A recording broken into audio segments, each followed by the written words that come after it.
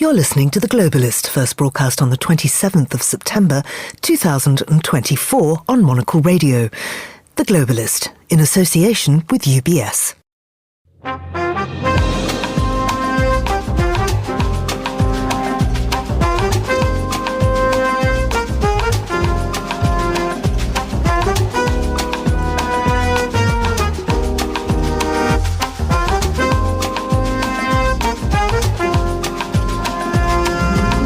Hello, this is The Globalist, broadcasting to you live from Midori House in London.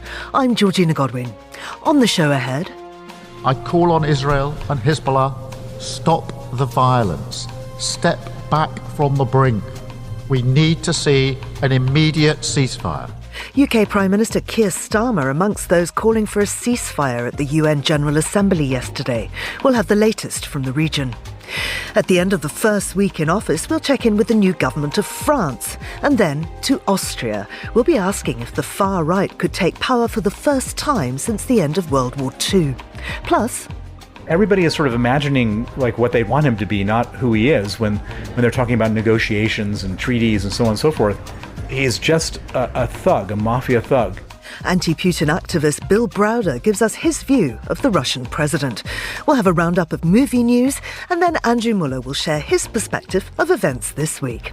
That's all coming up here on The Globalist, live from London.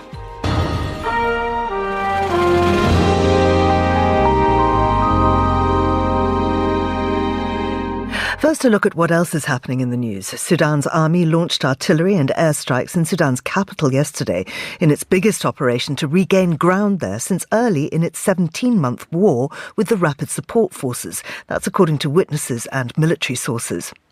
US President Joe Biden has promised more than $8 billion in additional military aid for Ukraine, including a 130-kilometre range glide bomb, which is a significant technical upgrade for the Ukrainian military. And US prosecutors have charged New York City Mayor Eric Abrams with accepting illegal campaign contributions and luxury travel from Turkish nationals seeking to influence him, capping an investigation that sent the largest US city's government into turmoil. Do stay tuned to Monocle Radio throughout the day for more on those stories. Now, France's new government is finally installed and started work on Monday after an interregnum of 2 months. The former Brexit negotiator Michel Barnier is the new Prime Minister. And what will the new makeup of the government and the cabinet mean then for the future of the country? Well, I'm joined by Agnès Poirier, who's a journalist and the author of Notre Dame, the Soul of France. She's in Paris. Agnès, good morning to you. Bonjour. Good morning. Firstly, President Emmanuel Macron's loyalists managed to keep hold of key ministries spanning from the economy to energy. Does that mean that France's position on major economic files won't change radically? Well, I mean, you may know that with the Fifth Republic and French institutions, even in the case of what we call cohabitation, that is to say, the president is from one political family, but because of the National Assembly's different composition than the prime minister and the government is of a different political family, then the president do keep a certain, portfolio that are strategic. Usually it's not the economy, usually it's the foreign affairs and the army. But President Macron being President Macron, and also the situation being different because there's no majority at the National Assembly, President Macron has managed to retain some of his people, some of centrist allies in further key positions like the economy, as you say. And we've discovered the face of a very young man, 33-year-old Armand, who is the new economy minister. But frankly, I mean, Michel Barnier is the man in power in the sense that he, according to the institutions, rules the government and also conducts the government and what's happening. In France, President Macron has to take a back seat, if you'd like. So it is a completely novel outset and situation in France, simply because the government is itself a cohabitation or a coalition of different parties, except for the far right and the far left that are not represented in the government. So we understand that junior ministers for EU affairs and budget will now be reporting directly to the Prime Minister Barnier. What does that tell us?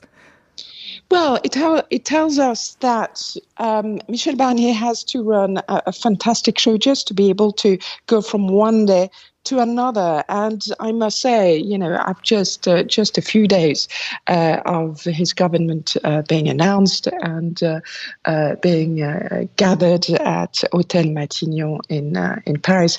It doesn't bode well because they come from different political parties, and there's already been some pretty public rows, for instance, between the left-wing justice minister Didier Migaud and the new interior minister Bruno Retailleau, who is considered not on the far right but very much on the right.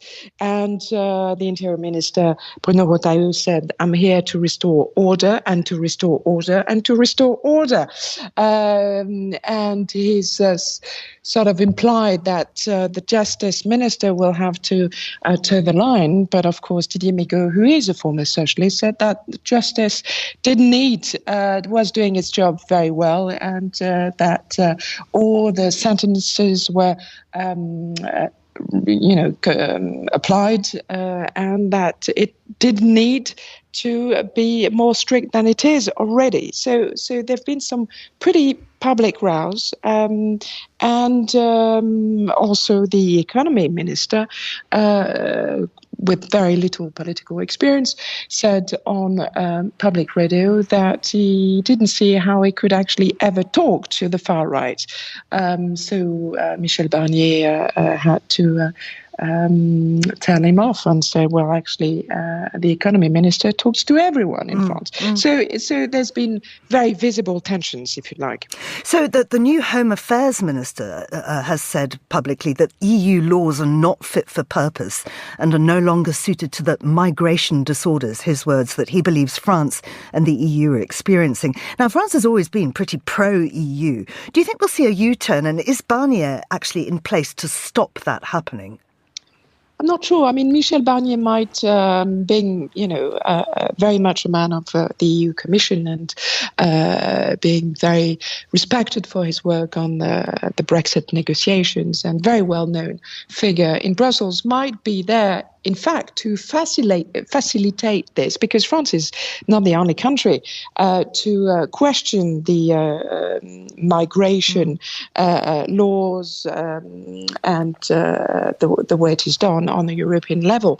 But I would assume that his even more important dossier at the moment is the French budget, because you may be aware that France has a huge, colossal deficit, and we've learned it yesterday. It's actually worse than we thought. A few weeks ago, we were talking about 5.6% of deficit, GDP deficit, then 5.8%, and yesterday it looks as if it's 6%, which is far beyond the limits imposed by the European Union. So I think, beyond immigration, the burning dossier at the moment is the French deficit. And do you think we're likely to see more protectionist trade policies then?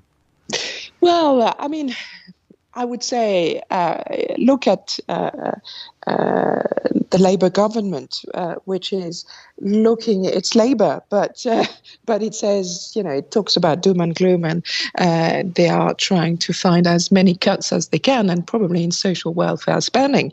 Well, the same applies in France, because after years of COVID and public spending skyrocketing, a lot of countries in Europe have to find new solutions. So there might be a whole difficult conversations to be having between the 27 countries of the European Union. And finally, Agnès, I wonder how much control Macron has over this new government and what sort of lifespan the current administration has. I mean, the presidential election's due in 2027. Will Macron stay the course? Well, he says he will stay the course, and we've never had a president in the Fifth Republic that actually resigned or went before the time, unless they died, of course, like Pompidou. But it's going to be extremely difficult because already, I mean, basically, the government can fall anytime if the far right and the far left join forces to make it fall at the National Assembly. And it can suddenly happen even in the next few days. Agnès, thank you very much indeed. That's Agnès Poirier talking to us from Paris.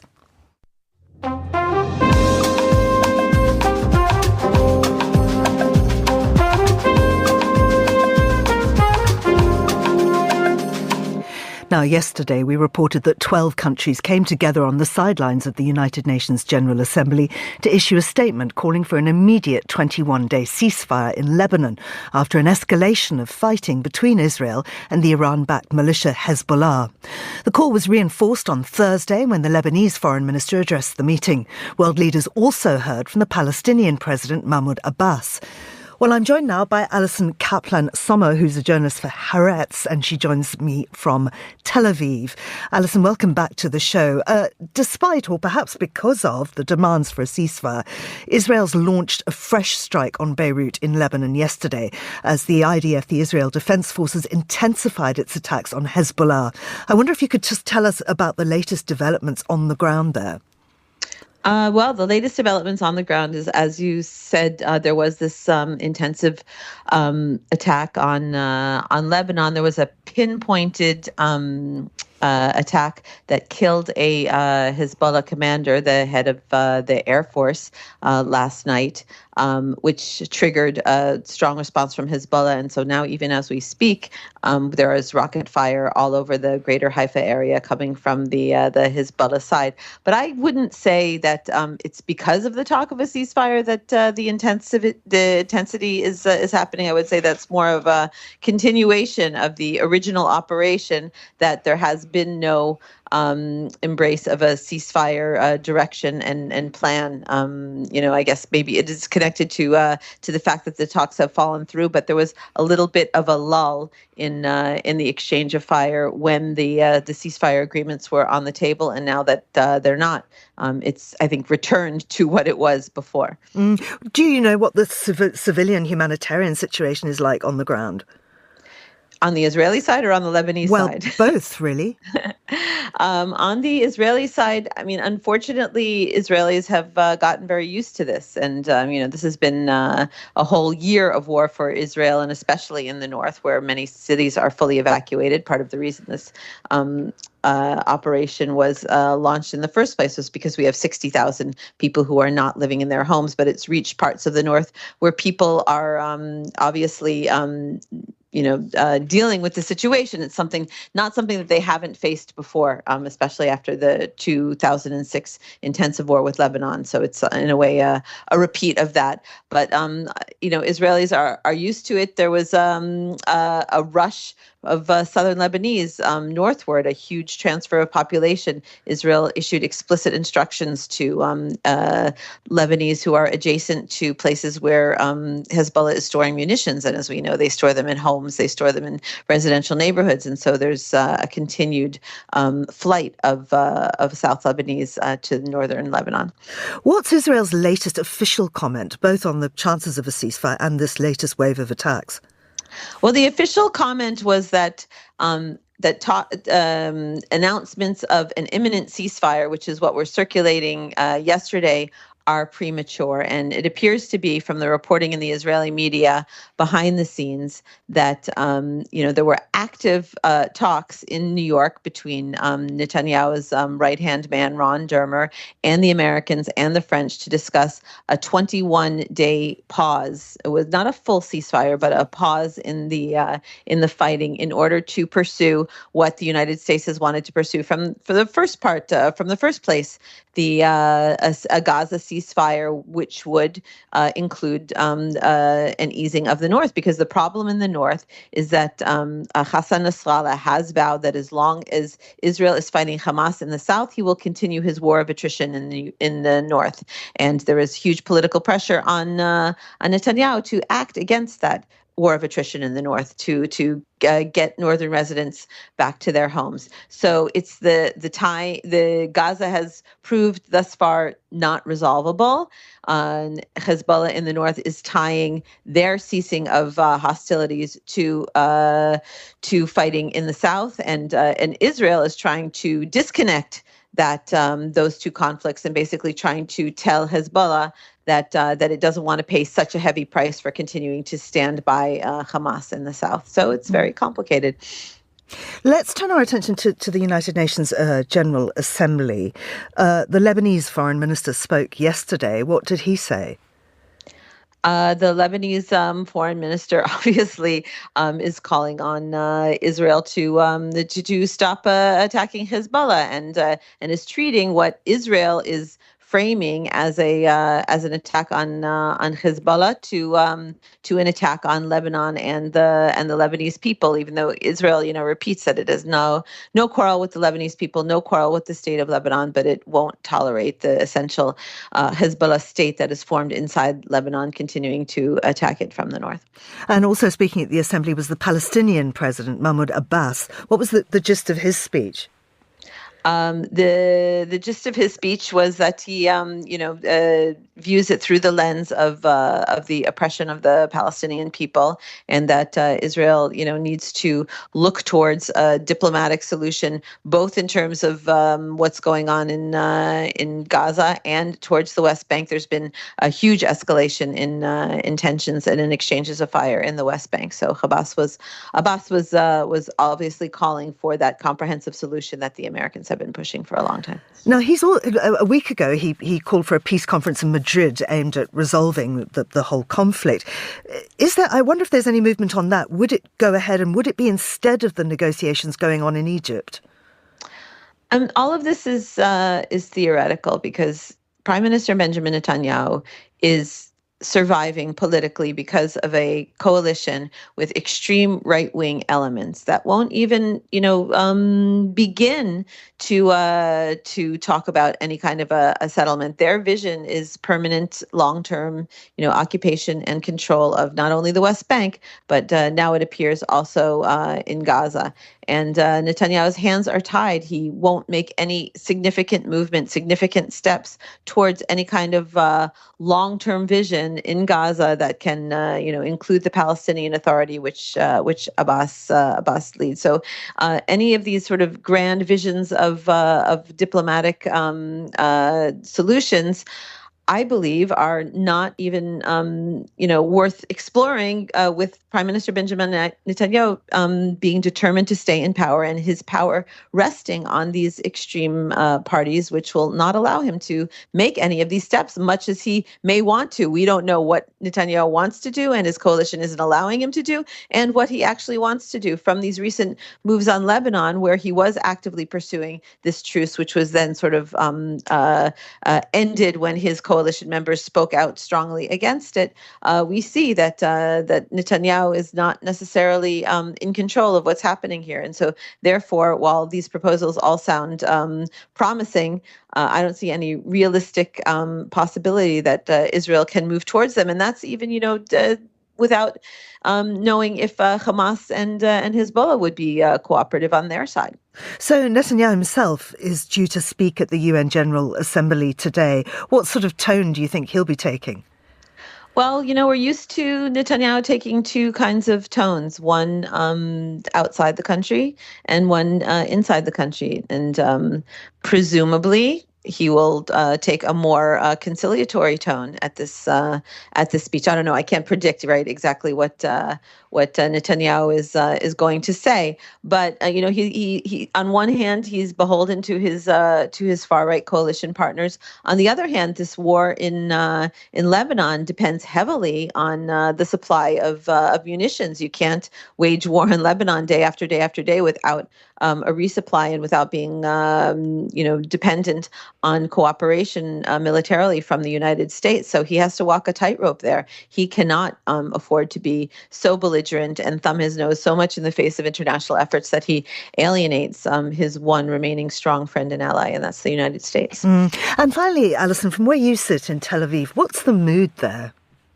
I think the mood is determined. I think Israelis, after a full year of daily bombardment of the northern border, just imagine, the entire north of Great Britain being evacuated because it was being attacked day after day for a full year. If you saw your government finally taking action to do something about it and to bring those residents back and to protect that part of the country, there would be widespread support for it. So after a year of all eyes being on Gaza and really a feeling that the North has been neglected and abandoned, the fact that Israel, its military, is doing something decisive in the North has general widespread support, even in the face of the fact that this is, posing really a lethal threat to Israelis all over the country, because we know that Hezbollah's missile capabilities have the capacity to inflict thousands and thousands of civilian deaths and injuries, and so all everyone can do is sort of cross their fingers and hope that it doesn't escalate to that point. Allison Kaplan Sommer of Haaretz there. Thank you very much indeed. Now, still to come on the programme. We learned that there had been a response to Russia's recent offer to beleaguered subjects of the decadent woke West to relocate to Russia, where it is promised there are no destructive neoliberal ideological attitudes. Thank you very much, Andrew. This is The Globalist. UBS has over 900 investment analysts from over 100 different countries.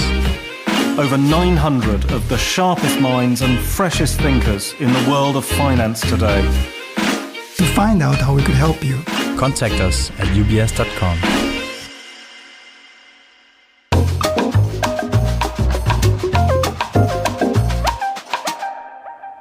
You're listening to The Globalist on Monocle Radio. I'm Georgina Godwin. The time here in London is 7:22, and we'll continue now with today's newspapers. Joining me in the studio is Zoe Grunewald, who is the Westminster editor at The Lead. Good morning to you, Zoe. Good morning. Let's start off not in Westminster, but in Washington. The White House has pledged a further $8 billion in aid to Ukraine. Tell us more about this. Yes, so yesterday, Joe Biden announced a surge in assistance to Ukraine. This included $8 billion in military aid and new long-range munitions. This has obviously been welcomed by Ukraine, by Zelensky, amidst increasing threats from Vladimir Putin about Russia's nuclear weapons and the potential for Russia to escalate. What is slightly disappointing for Zelensky is that the US haven't mentioned a green light to fire US-made long-range missiles into Russia. And this, of course, is as a result of those increasing escalations from Vladimir Putin and the West trying to de-escalate slightly.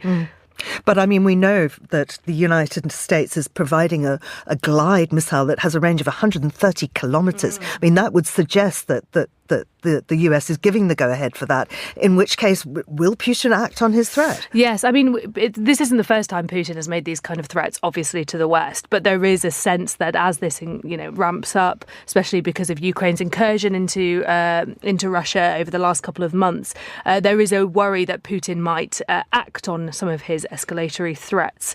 Putin said it must be considered a specific signal, a signal that warns these countries of the consequences if they participate in an attack on our country.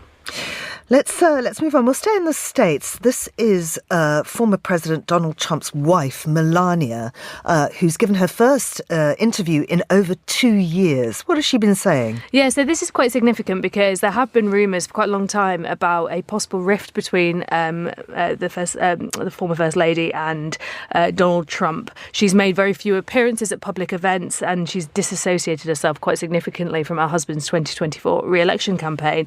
But in her first interview, she spoke of the outrageous violence against Donald Trump. She echoed her husband's rhetoric that the political rivals are to blame. She said, "It's really shocking that all this outrageous violence goes against my husband, especially that we hear the leaders from the opposition party and mainstream media branding him as a threat to democracy and calling him vile names. They're fueling a toxic atmosphere and giving power to these people." So she's essentially blaming the opposition, the Democrats and the mainstream media for some of the rhetoric that led to the assassination attempt on Donald Trump's life. She was asked to name traits of her husband that might persuade his dissenters to become MAGA loyalists. And one thing she said about him was, he's really a family man. Now, I wonder if Stormy Daniels would agree with that. Yes, and it's probably not the first phrase people would use to describe Donald Trump, I'd say, but clearly she's she's trying to assert that the relationship between them is still good, despite the rumours that have long been circulated that actually there might be some kind of estrangement between them. But yeah, she seems to have come up batting for him. And, family man, I mean, it's something that politicians always like to be called during an election period. But I think Trump's track record probably speaks for itself on that. And of course, we mustn't forget that she has a book to promote. Well, precisely. Awful conversations around COVID here in the UK. Scenes from hell is how one doctor described it. Tell us more about this COVID inquiry. Yeah, so the UK is undertaking its COVID inquiry. It's now on its third module, which is all about kind of NHS resilience. And we've heard some really particularly shocking testimony from the former National Clinical NHS Advisor, Professor Kevin Fong. He told the COVID inquiry that NHS hospitals were dealing with the equivalent of daily terrorist attacks during the pandemic. Wards were so overwhelmed they ran out of body bags.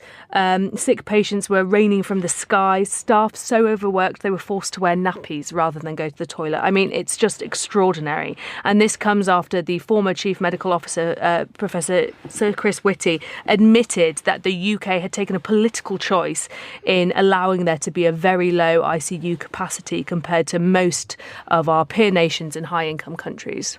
Intensive care units, that is. And so what are we learning out of this? Is there going to be a change? Will the priorities shift here within the NHS? People will certainly hope so. And we've heard a lot of shocking things already in the COVID-19 inquiry and in interim reports. But, the problem is we have a government that is now talking about having, hardly any money, having to make difficult decisions and not really committing to public spending on the NHS. So there's a sense that actually the NHS is so starved of money without significant investment, and this government favours reform, it's in trouble. And there is a sense that would it be able to cope if there was another pandemic, say in 6 months' time? Probably not. And of course, one of the things that also came up during this was the fact that there aren't enough trained staff. Even if you had the beds, you don't have the personnel.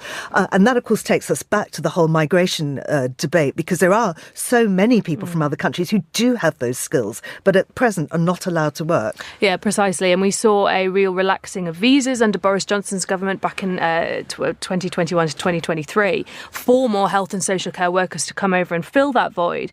But still, post-Brexit, we are seeing much more difficulties training and keeping that staff. And obviously, it's a vicious circle. When standards get low, when staff get overworked, they leave in droves and you can't refill those vacancies. Now, of course, everybody was talking about Taylor Swift and her record-beating concert tour eras.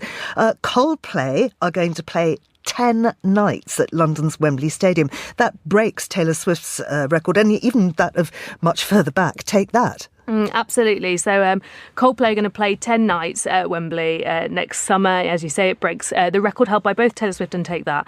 The general ticket sale begins today, this morning at 9 a.m, with prices starting at £20. The reason this is quite significant is because Oasis, a very, very popular band over here, recently had a similar kind of, recently went on sale for their tour, and they declined to use, and they used a dynamic pricing model, which basically meant ticket prices went up with demand. So some people were waiting in the queue for 7 hours and paying upwards of sort of £500 for a single ticket. But Coldplay have refused this model. And actually, people who have managed to have the sort of pre-sale go at getting tickets yesterday said they found it incredibly easy to get Coldplay tickets, probably because the number of nights, but also because it was just far less expensive than Oasis had been. And these £20 tickets could be anywhere in the stadium. You might end up with a pair of prime seats. And what I also really like about it is, firstly, they've made huge efforts to reduce the environmental impact of their concerts.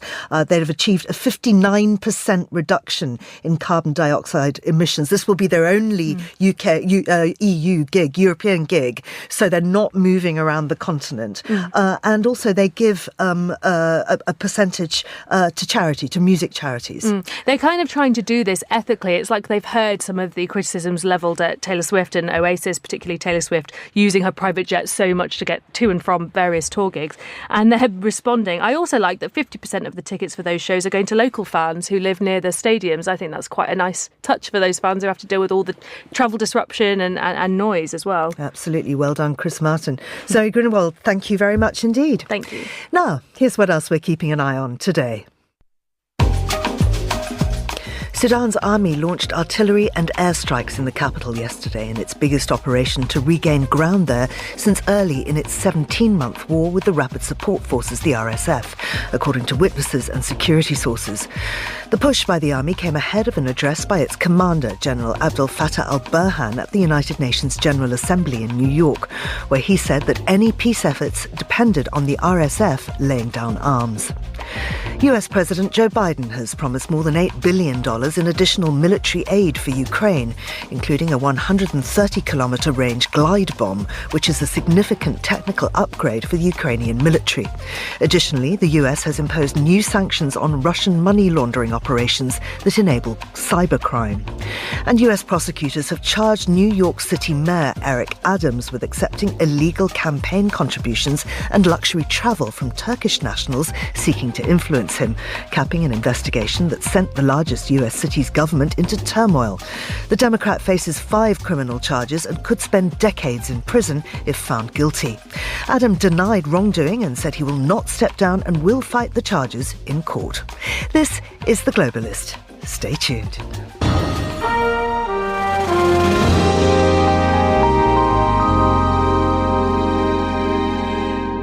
Now, when you see Russian President Vladimir Putin standing on stately podiums, sitting around stately tables and shaking stately hands, you might be tempted to confuse him for an actual statesman.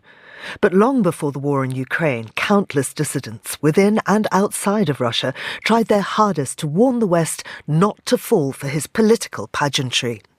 The American financier and anti-Putin activist Bill Browder is one of the people who've been sounding the alarm for decades, and he speaks from experience.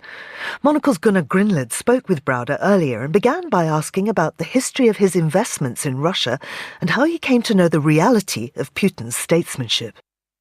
I'm the grandson of Earl Browder, who was the leader of the American Communist Party. In my teenage rebellion, I decided to become a capitalist, and I graduated Stanford Business School in '89, which is the year the Berlin Wall came down. I thought if my grandfather was the biggest communist in America, I'm going to try to become the biggest capitalist in Eastern Europe, and I set out to do that. And I ended up launching an investment fund in Russia called the Hermitage Fund. It was originally to take foreign capital and invest it in the newly privatized companies of Russia and the former Soviet Union. It started with $25 million of money from a famous investor named Edmund Safra, and it eventually grew to become the largest investment fund in the country with more than $4.5 billion. The problem is that a lot of the companies that I invested in were run by crooked oligarchs, and what we discovered was that they were trying to steal money in every possible way from the minority shareholders. And so I had two choices. I could either accept the stealing or I could try to stop it, and I decided to try to stop it. And the way I went about doing that was to research how they went about doing the stealing and to share the research with the international media. And it had a very profound effect for a very strange reason, which is that Vladimir Putin at the time had just come onto the scene. This was now 1999 going into year 2000. And he was fighting with the same guys I was fighting with. And there's an expression that your enemy's enemy is your friend. And I've never met Vladimir Putin or had anything to do with him since then, but every time I would publicize one of these scandals against one of his enemies, because the oligarchs were stealing power from him at the same time as they were stealing money from me, he would step in. And he would start to fire people, issue presidential decrees, do various things. And for a while, it was really a wonderful sort of accidental alignment of interest because the oligarchs stopped stealing and the value of my portfolio rose very dramatically.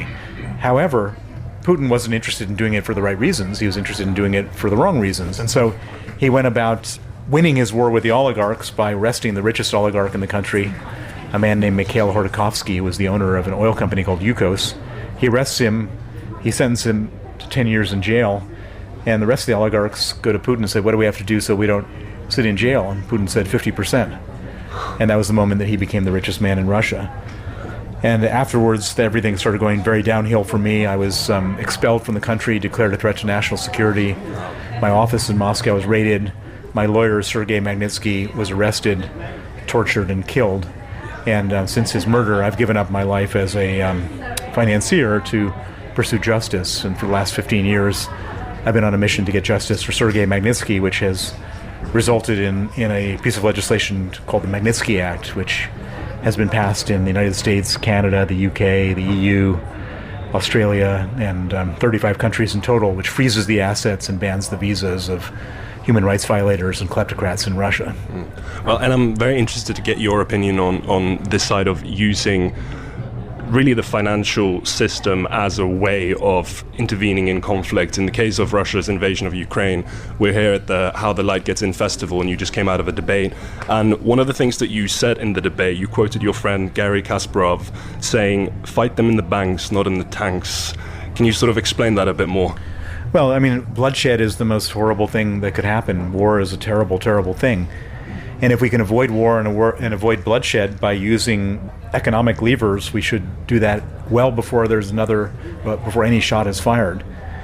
And the Magnitsky Act is a perfect example of that, where we freeze the assets of specific bad actors. And the thing about Russia is that the assets of the country are all concentrated in the hands of the bad actors, and so we have a huge amount of leverage over them.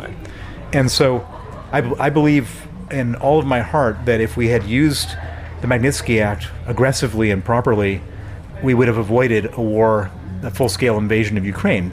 Putin was convinced, because of the lack of action after other terrible things that he had done, that there would be no consequences for a full-scale invasion of Ukraine in February 2022. And he had good reason to believe that, because after Georgia, when he did Georgia in 2008, nothing happened.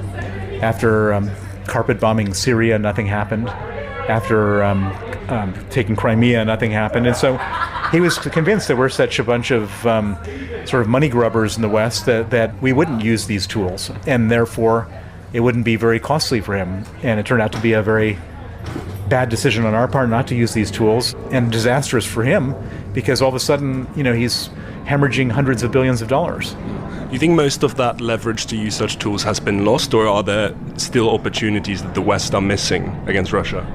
Well, sanctions can serve one of two purposes. They can either be a deterrent, which is what I'm talking about there, or they can be a punishment, which is now what we're using them for.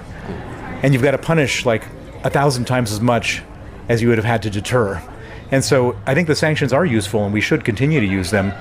But the Russians are very smart, and they're finding ways around the sanctions. They're finding allies who help them evade sanctions, and just means it's a much more arduous exercise and a much more costly exercise for us, because we have to pay the price as well. But I think sanctions are always going to be better than bullets as a tool, and at this point it's a complementary tool.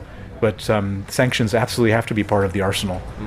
Another thing that you said is that Putin, at the end of the day, is not a statesman. He's a criminal. He's like a mob boss. Why do you think that is, and what do you think people are missing based on your dealings with him? Well, what I discovered is that everything that he does is about money. He's to steal money. And in the case of Sergei Magnitsky's murder, one of the reasons they killed him was Sergei uncovered a $230 million government corruption scheme where government officials stole $230 million of taxes that my firm had paid to the Russian government. So this was money that was stolen from Putin's government by his own officials, involving us tangentially. And my lawyer, Sergei Magnitsky, uncovered the crime, exposed it, and in any normal country, he would be celebrated as a patriot, as a hero.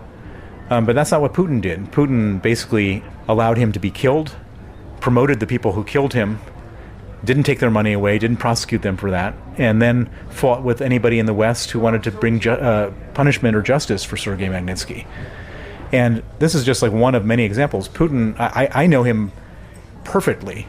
He's just a thug, a mafia thug. And everybody is sort of imagining like what they'd want him to be, not who he is, when they're talking about negotiations and treaties and so on and so forth. And you speak to any other Russian, Alexei Navalny before he was killed, Garry Kasparov, as I mentioned, Vladimir Kara-Murza, who was just let out in the prisoner swap, they'll all tell you the same thing. And so for us to be sort of somehow thinking of him as some type of sovereign statesman that we have to deal with, no. He's a thug with the only thing he respects is a boot on the throat. The American financier Bill Browder there, in conversation with Monocle's Gunnar Grinlid. You're with Monocle Radio.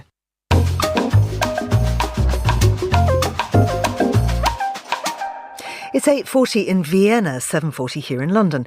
On Sunday, Austrians vote in a parliamentary election, which is likely to show a victory for the far-right anti-immigration Freedom Party, the FPO.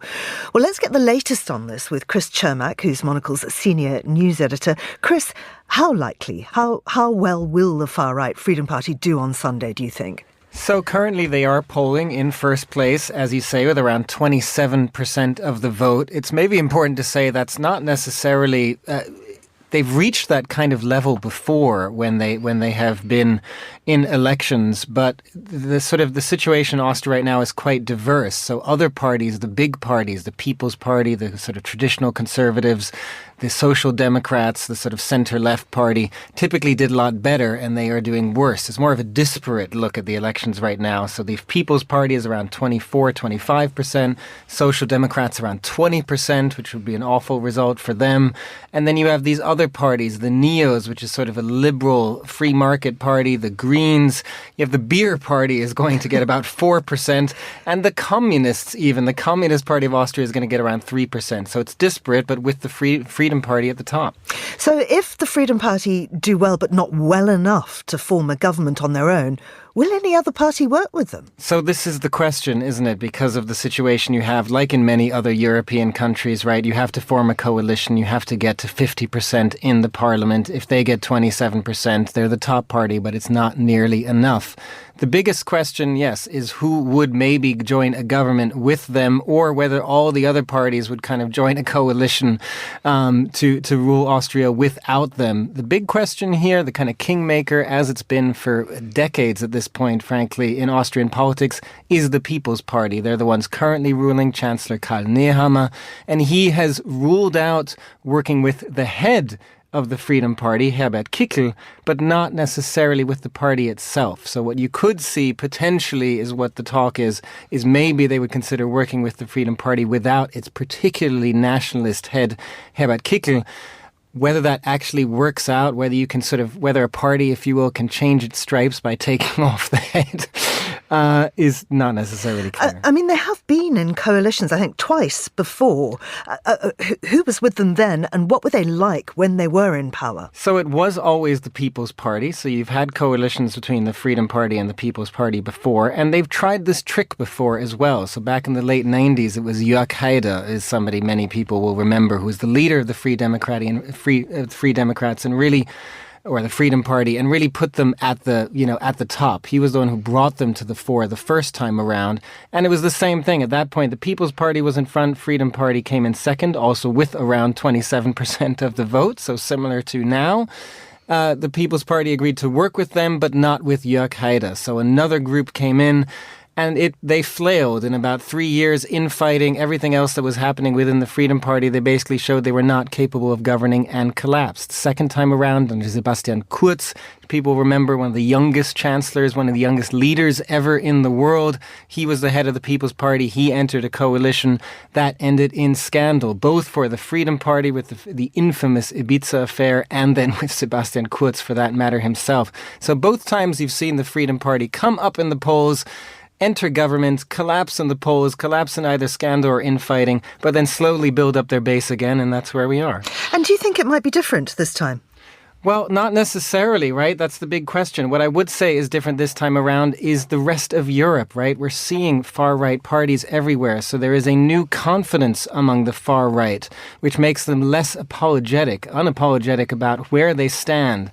And so that will be, I think, the key question, whether the Freedom Party is going to moderate its stance if it enters government or agree to moderate some of its stances to enter government, or whether they're simply going to stick to their guns and find some way through here. I wonder what this is going to mean for Austria's place and role within the European Union and indeed within Central Europe. Well, this is the big question, right? Because the Freedom Party is more anti-EU, and particularly they're also against support for Ukraine. They've been more Russia-friendly, and that ties them with much of Central Europe as well, right? You have had more nationalist governments in Central Europe. So I think whatever happens, we can probably expect Austria to be closer to that Central European sphere, given this far-right influence that we're seeing in Austria. Although that said, the other parties, including the People's Party, are holding the line here. They support Ukraine. They support, even though Austria is neutral, and that's something that most parties want to keep, except for the neos, they still support Ukraine in general. So it will be interesting to see how that kind of anti-EU sentiment develops. The one area where all parties do agree is on migration. We also heard that from France, of course, at the top of the show, the sort of anti-migration, reopening the rule book on the EU. That is something you could see from Austria too. Chris, why do Austrians keep voting for the right? Well, it's a tough question, right? But I think it does go back, we've often said, to the history and the fact that it's interesting if you compare it to Germany, although Germany is also now seeing a far-right movement, but Austria has historically seen a longer history of a far-right movement, in part because they never dealt with the history in the same way that Germany did. Austria has often seen itself as the first victim of the Nazis, and so you don't have the education in schools, the sort of warnings about what the far-right and Nazism brings in the same way that you do in Germany. So there's been more of a willingness and acceptance of the far right. And also, it should be said, Austria per capita has taken in more immigrants than any other European country over the last 10 years. So that is the key debate in Austria, the debate that all the leaders had yesterday, the final debate. All of them agree that something has to be done about this, more work to integrate those refugees and migrants coming into Austria. So that has been really the key topic of this election. Chris, thank you very much indeed. That was Monocle's Chris Cermak, and this is The Globalist on Monocle Radio.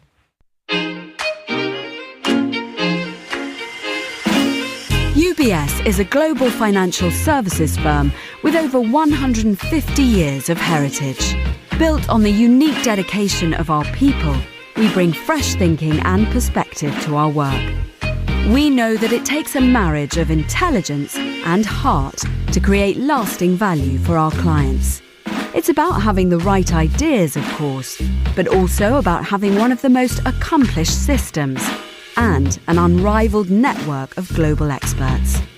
That's why at UBS, we pride ourselves on thinking smarter to make a real difference. Tune in to The Bulletin with UBS every week for the latest insights and opinions from UBS all around the world.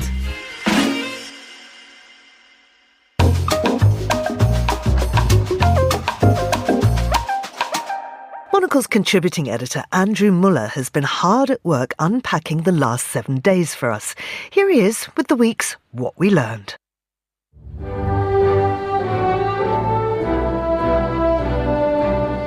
We learned this week that things in the United Kingdom, and who knows, maybe the world entire, would be better if Liz Truss, who listeners may recall spending less time in 10 Downing Street than some guided tours, was still in charge. Ooh, I can't wait to see where this goes. Okay. Tell me more. Let's see where this goes. We learned this from no less an authority than...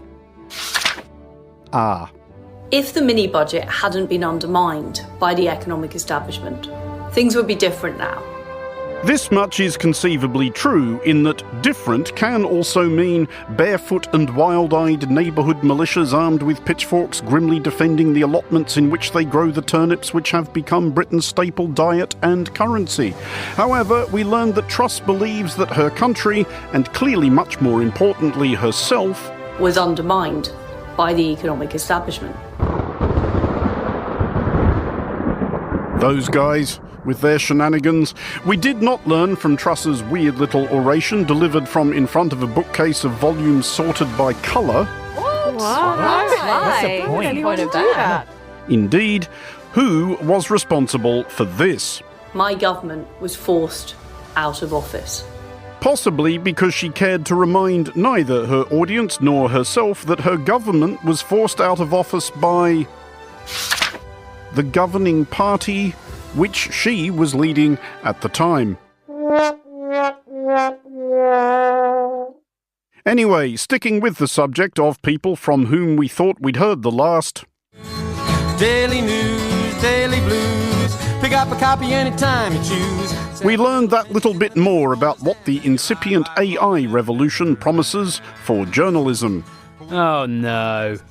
We learned that venerable London daily newspaper The Evening Standard, now relaunched as less venerable London weekly newspaper The London Standard, a process which involved sacking 66 live journalists, has decided instead to apply jumper cables to a dead one.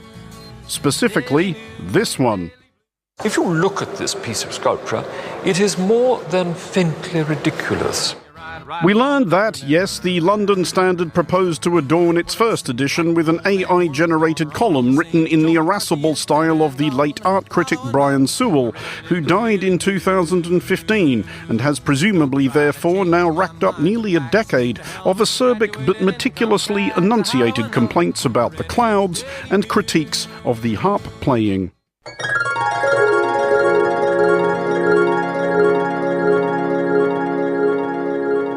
In fact, if this is a thing we're doing now, let's see what happens when we ask AI to furnish acerbic but meticulously enunciated complaints about clouds and critiques of harp playing in the style and voice of Brian Sewell.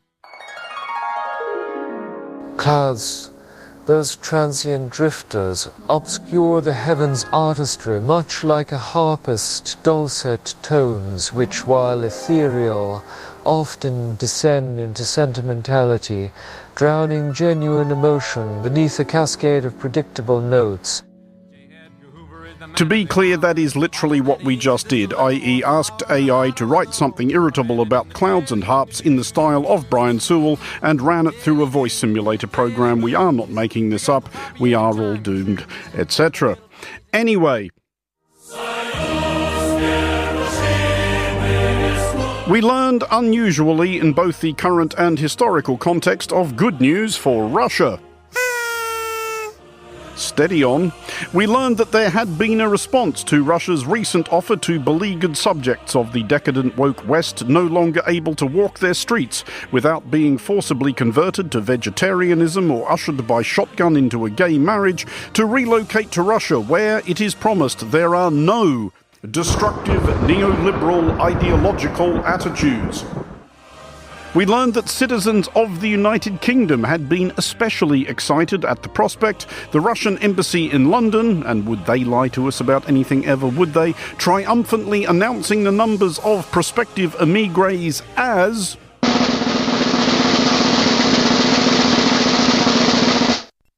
34. We learned when we looked it up in search of a comparison that as of the most recent British census, the number of Russian-born folks voluntarily resident in the UK was 59,781, so we would appear to have learned that destructive neoliberal ideological attitudes do have something going for them. Can I get some general muttered agreement? I think so. Yeah. Maybe people prefer living somewhere they can express a view contrary to that of their government without being deported to the salt pile, tipped out of a window, or shanghaied into a muddy trench on a moribund front line in a pointless war. Who can say? But on which subject, and returning to that theme of actually good news for Russia, we heard an upbeat assessment of Russia's prospects in that pointless war from Moscow's ambassador to the United States. Biden says, we will not leave until we win. What happens if they win? That's what they do, is they fight wars. As somebody told me the other day, they beat Hitler, they beat Napoleon. That's what they do, they fight. We learned, however, when we consulted the history books, that the someone who told Ambassador Trump this, who we're absolutely certain really exists, obviously, may need to brush up somewhat on their Russian military history, which, though it does embrace a lot of fighting, is not what the impartial observer could call an unblemished record of victory. It would have made, in fact, a neater ending to one of these monologues if Ambassador Trump had made this boast a month ago, around the 110th anniversary of the Battle of Tannenberg. But we can only work with what the news gives us. For Monocle Radio, I'm Andrew Mullett. Thank you, Andrew. You're listening to The Globalist on Monocle Radio.